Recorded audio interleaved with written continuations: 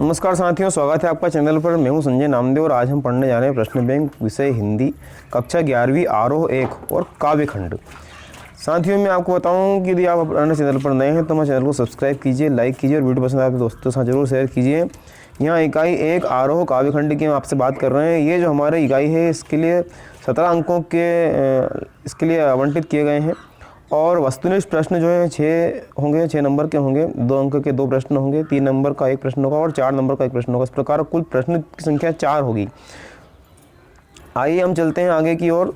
तो इसके जो सही विकल्प वाले प्रश्न हैं इनकी चर्चा हम आपसे करते हैं। पहला सही विकल्प वाला प्रश्न है, कबीर को वाणी का डिटेक्टर किसने कहा था?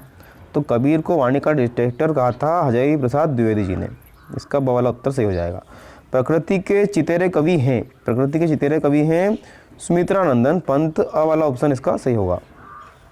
इसके बाद हम बढ़े आगे। तो मीराबाई की मूल भाषा राजस्थानी पर कौन सी भाषा का प्रभाव दिखाई देता है? तो इस पर दिखाई देता है ब्रज भाषा का प्रभाव। वे आंखें कविता का मूल स्वर है, वे आंखें कविता का जो मूल स्वर है वो प्रगतिवादी। इसके बाद हम आगे बढ़े। कविता का गांधी कहे जाते हैं, तो कविता का गांधी जो है वो कहे जाते हैं भवानी प्रसाद मिश्र जी।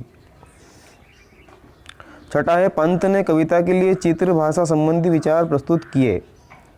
तो पंत ने जो है वो पल्लव आ जाएगा। अगला देखें यदि हम, तो 7वां हमारा जो सही विकल्प है वह तुम्हारा मन समझकर और अपनापन समझकर घर की याद कविता की उपरोक्त पंक्तियों में तुम्हारा शब्द किसके लिए आया है? तो इसका उत्तर हो जाएगा पिता, पिता के लिए ये आया है। दुष्यंत कुमार त्यागी की रचना एक कंठ विषय पाई, इस विधा में की जो रचना है वो किन्ने की है? तो इसका उत्तर हो जाएगा, ये जो रचना है वो गीति नाट्य से है। आगे हम देखें, निर्मला पुतुल मूलतः किस भाषा की कवित्री है? तो नवा हमारा हो जाएगा, ये हो जाएगा संथाली। छाड़ी दई कुल की कहानी का करी है कोई, रेखांकित शब्द से तात्पर्य। 10वें का जो हमारा उत्तर हो जाएगा वो मर्यादा है। इसके बाद निम्नलिखित में से कौन सा एक खंड बीजक नहीं है? तो खंड बीजक नहीं है पद।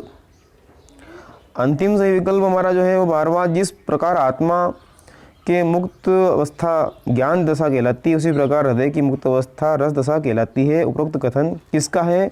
तो ये जो कथन है वो रामचंद्र शुक्ल जी का है। इस तरह से जानते हो रिक्त स्थान की पूर्ति में हम आते हैं।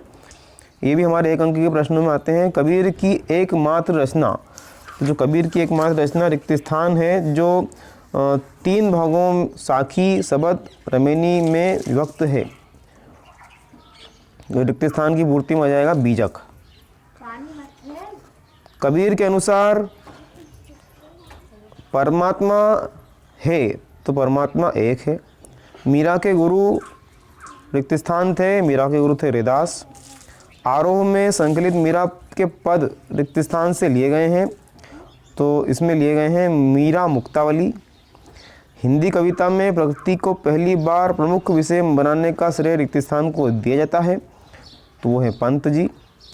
सुमित्रानंदन पंत अरविंद के रिक्त स्थान से प्रभावित थे, तो यहाँ आ जाएगा मानववाद। वे आंखें कविता में रिक्त स्थान की मार्मिक व्यथा का चित्रण हुआ, तो इसमें चित्रण हुआ है किसान की जो मार्मिक व्यथा है उसका चित्रण इसमें हुआ है। रिक्त स्थान नंबर 7 की हम बात करें, भवानी प्रसाद मिश्र रिक्त स्थान से प्रभावित थे, तो यहाँ आ जाएगा गांधीवाद से वो प्रभावित थे। सहज लय के कवि रिक्त स्थान हैं, तो हैं भवानी प्रसाद मिश्र जी। साय में धूप दुष्यंत कुमार का रिक्त स्थान संग्रह है गजल संग्रह।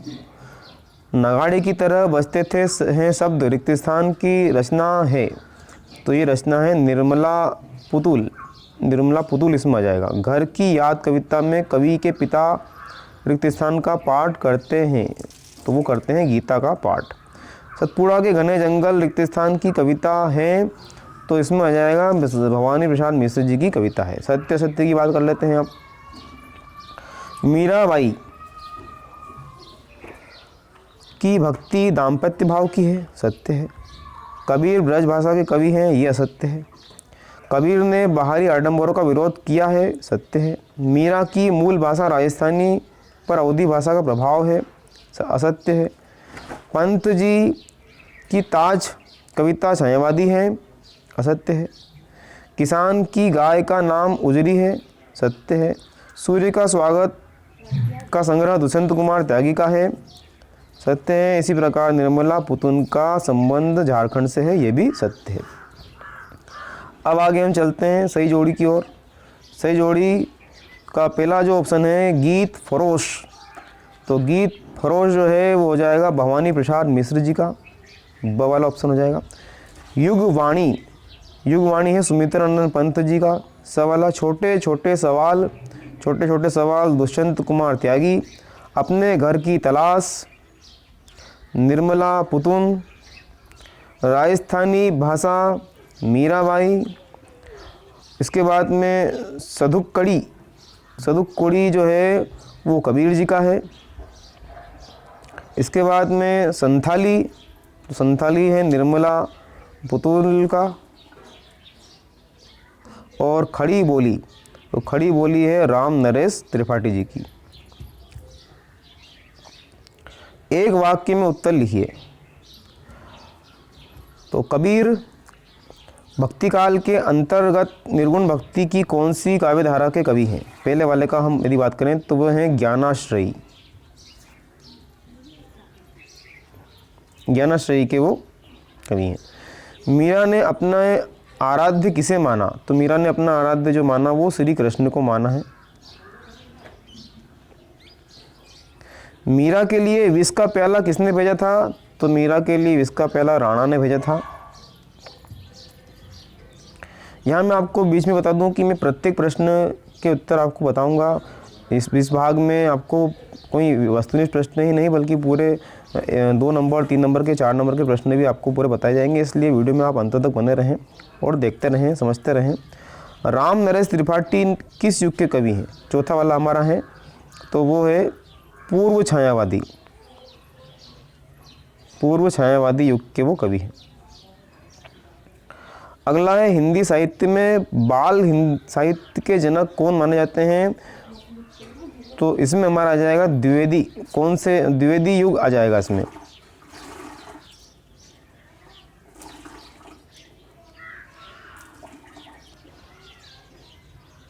द्विवेदी युग।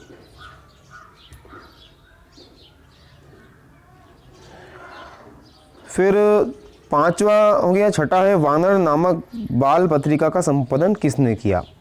तो वो है राम नरेश त्रिपाठी। राम नरेश त्रिपाठी साहब जो हैं उन्होंने किया था। फिर 7वां प्रकृति का मानवीकरण कौन से वाद की प्रस्तुत विशेषता है? तो प्रकृति का वास्तविक जो है ये हमारा है छायावाद। फिर हम आगे बढ़े। मिलन खंड काव्य की रचना कौन है? रचनाकार उनके रचयिता कौन है? तो वो हैं राम नरेश त्रिपाठी जी। राम नरेश त्रिपाठी जी ही इसके रचनाकार हैं।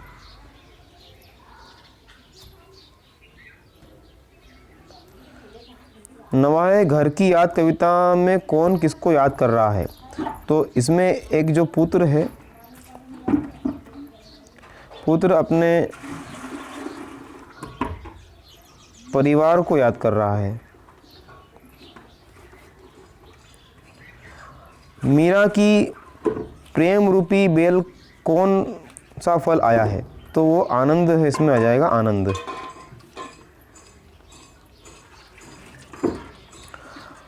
अब हम आगे बढ़ें तो भक्ति काल के 2 कवि तथा उनके एक एक रचना का नाम। इस प्रकार 2 अंक की प्रश्नों को हम आगे देखते हैं।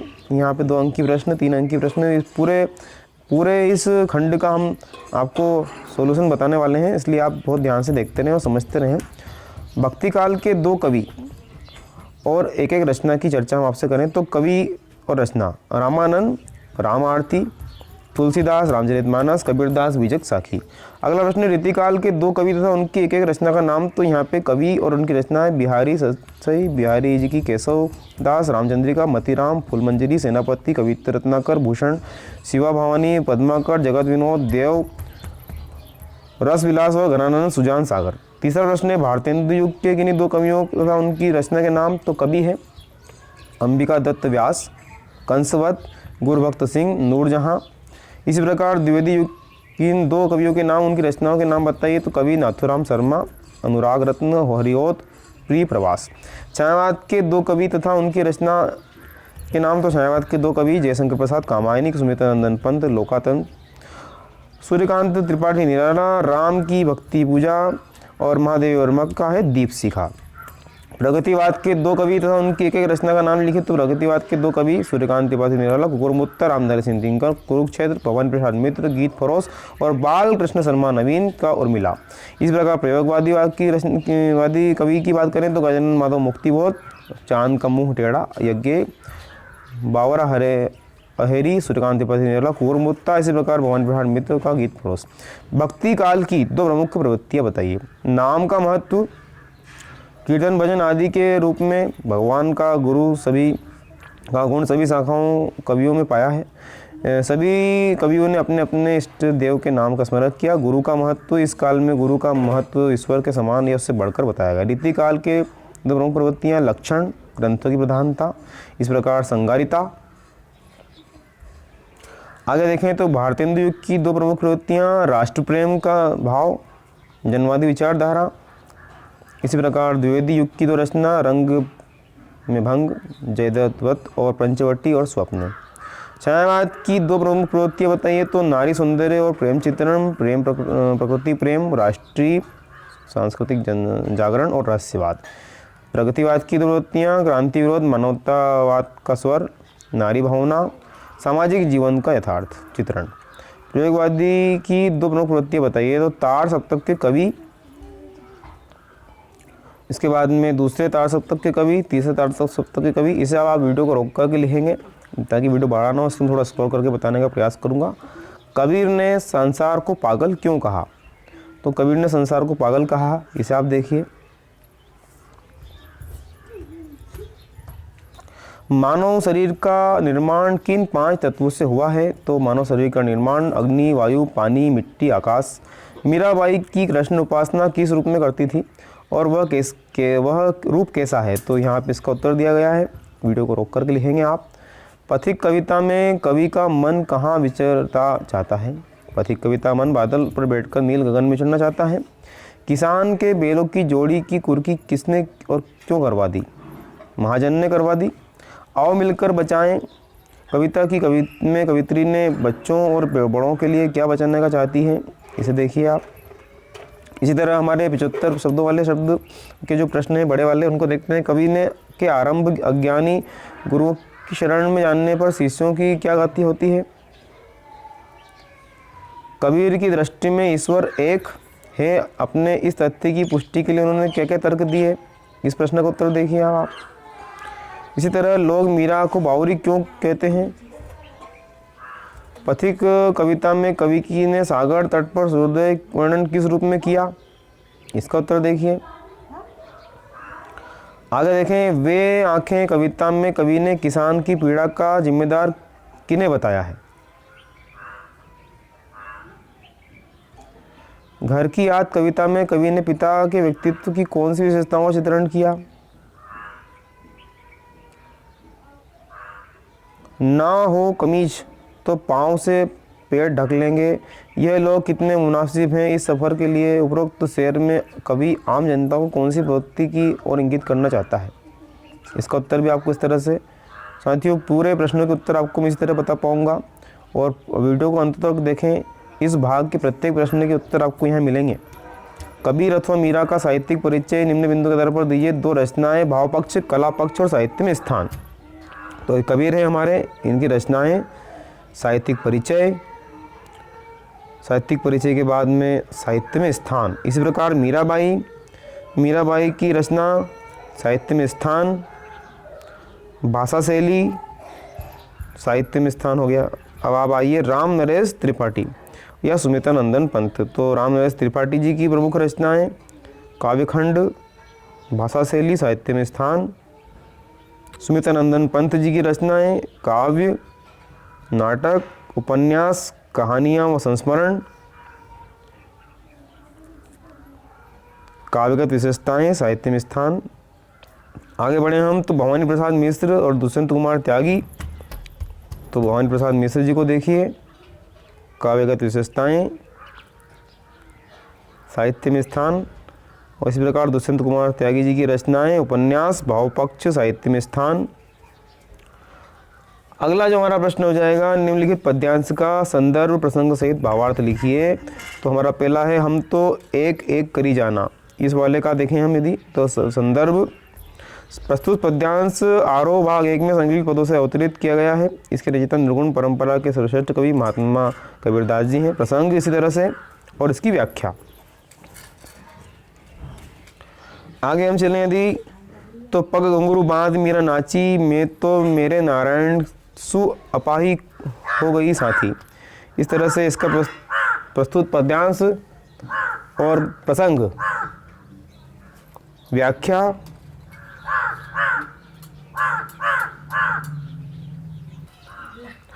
आगे बढ़े लहराते हुए खेतों में द्रग में।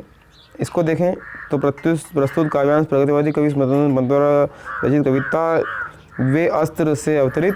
इसकी भी व्याख्या देखेंगे आप। ये व्याख्या हो जाएगी, विशेषता हो जाएगी।